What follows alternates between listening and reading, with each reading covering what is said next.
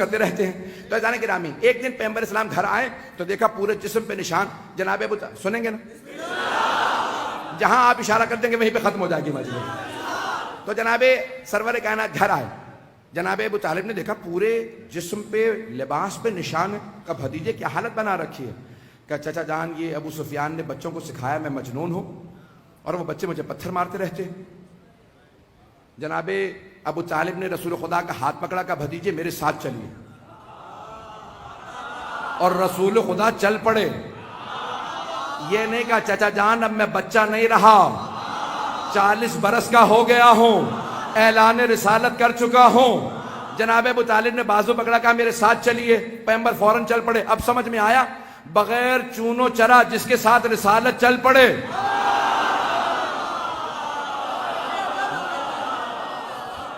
وہ حضرت ابو طالب ہیں. تو جناب سرور کائنات کو لے کے جناب ابو طالب آئے تو وہاں پہ صنادید عرب, قریش کے سردار, تمام صنادید عرب بیٹھے تھے. ابو سفیان کا مہمان خانہ تھا, دروازے کھلے ہوئے تھے. جناب ابو طالب پھر بھی دروازے کھلے تھے, اندر نہیں گئے. دروازے پہ بہت زور زور سے دستک دی. سب نے دیکھا کہ ابو طالب آئے ہیں, سب اٹھے باہر آ گئے. سب سے آگے ابو سفیان کا, ابو طالب کیا بات ہے؟ کہا کہ ابو سفیان قریش کے بچوں نے میرے بھتیجے محمد کو پتھر مارے, ان بچوں کو پتھر مارنے سے روکو. ایک مرتبہ ابو سفیان نے دیکھا جناب رسالت میں آپ کو, اور پھر جناب ابو طالب سے کہا اے ابو طالب بچوں کا معاملہ ہے, بچوں میں رہنے دو.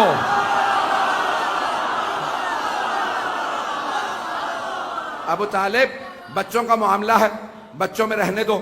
جناب ابو طالب نے ایک مرتبہ ابو سفیان کو دیکھا کہ ابو سفیان پھر سوچ لو, ایک بچہ میرے گھر میں بھی ہے. پہنچ رہے ہیں, ایک بچہ میرے گھر میں بھی ہے. ابھی سب کو معرفت نہیں تھی کہ یہ بچہ حیدر کرار ہے. تو ایک مرتبہ ابو سفیان نے کہا ایک ہی تو بچہ دیکھی جائے گی.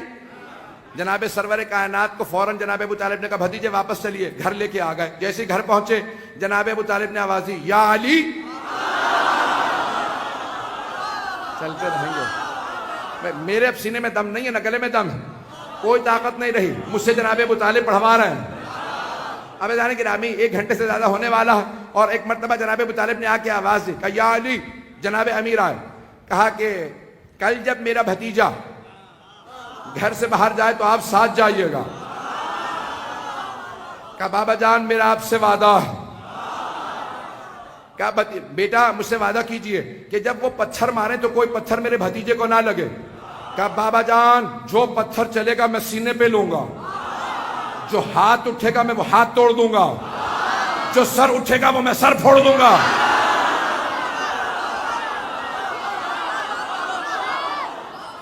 ایک مرتبہ سبحان و مدار ہوئی. جناب سرور کائنات اٹھے چلے. جیسے ہی چلنے لگے باپ بیٹا کی آنکھوں ہی آنکھوں میں بات ہو گئی. لوگ ہیں نہیں. جناب ابو طالب نے جناب امیر کو دیکھا, جناب امیر نے جناب ابو طالب کو دیکھا, اشارہ کیا. جناب سرور کائنات چلے پیچھے جناب علی. قرآن میں ایک سورہ ہے, سورہ نمبر 91, اس کا نام ہے سورہ شمس. آیات پیش کرتا ہوں. بسم اللہ الرحمن الرحیم. والشمس وضحاها,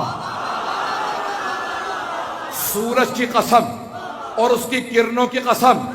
والقمر اذا تلاها, اور چاند کی قسم جو سورج کے پیچھے پیچھے آتا.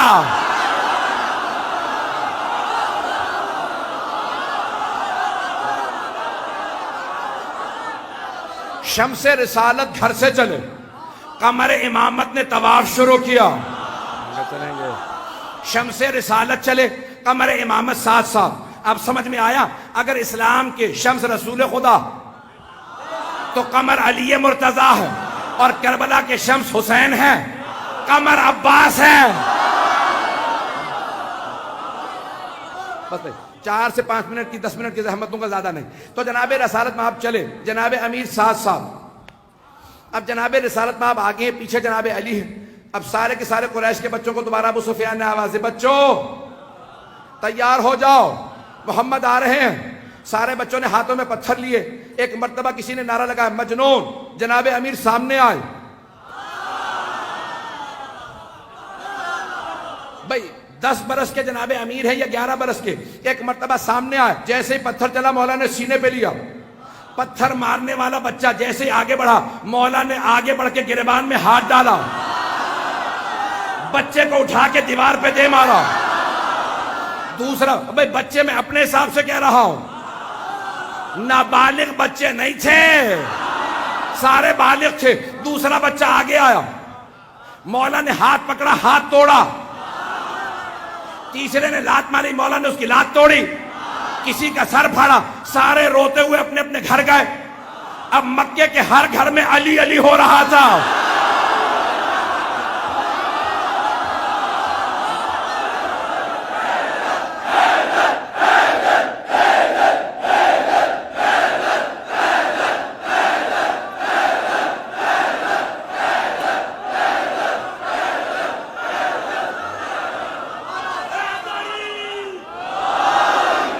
بس کہیں بیٹھنے کی جگہ نہیں ہے.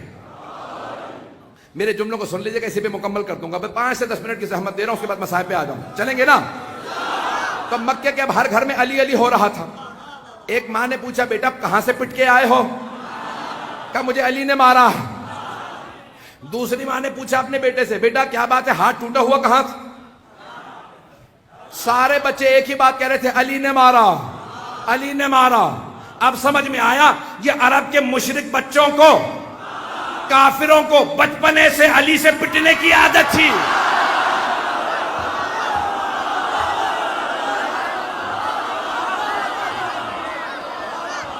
چلیں گے بھائی, سب میرے ساتھ چلیں گے. تو ایک مرتبہ جناب امیر علیہ السلام سارے کے سارے گھروں کے اندر ایک ہی بات ہو رہی ہے, علی علی ہو رہا تھا.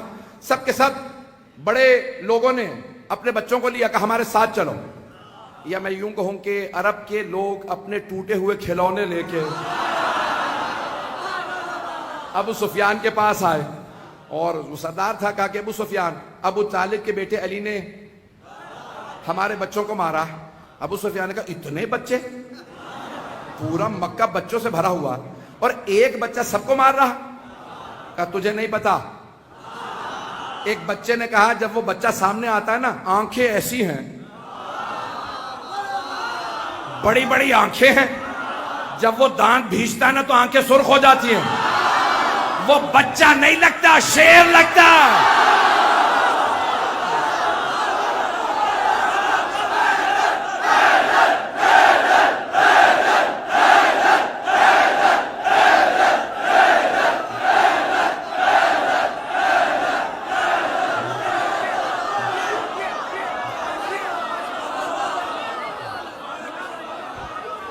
وہ بچہ بچہ نہیں لگتا. بہت بڑی بڑی آنکھیں ہیں اس کی, اور جب دانت بھیج کے مارنے کے لیے آگے بڑھتا ہے تو آنکھیں سرخ ہو جاتی. وہ بچہ نہیں, شیر ہے. ابو سفیان نے کہا میرے ساتھ چلو, میں دیکھتا ہوں بچہ کیسا. ایک مرتبہ سارے قریش کے بچے اپنے اپنے ماں باپ کے پیچھے چھپ رہے تھے, اور ان کے ماں باپ ابو سفیان کے پیچھے چھپ رہے تھے. ابو سفیان نے ایک مرتبہ دروازے پہ دستک دی. دروازہ کسی نے بڑے خرامہ انداز سے کھولا. لگتا ہے بڑا ہی کوئی مطمئن انسان ہے, جسے کوئی خوف نہیں, کوئی خطر نہیں. لگتا ہے کسی اسد اللہ الغالب کا باپ ہے.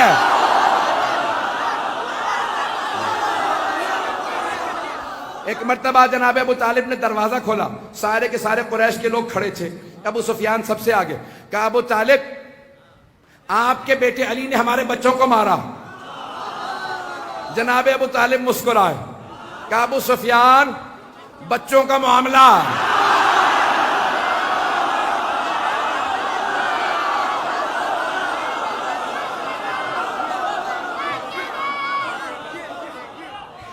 کہا ابو سفیان بچوں کا معاملہ ہے, بچوں میں رہنے دو.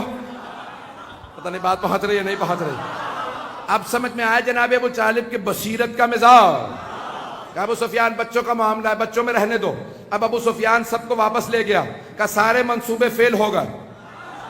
اتنے بڑے بڑے سازشی لوگ ہیں نہیں, وہ اتنا بڑا سازشی ابو سفیان سارے منصوبے فیل ہو گئے. کیا کس نے منصوبوں کو فیل کیا؟ کہا ایک ابو طالب جو سارے کفر و کفار و نفاق کے تین ہی الفاظ ہیں،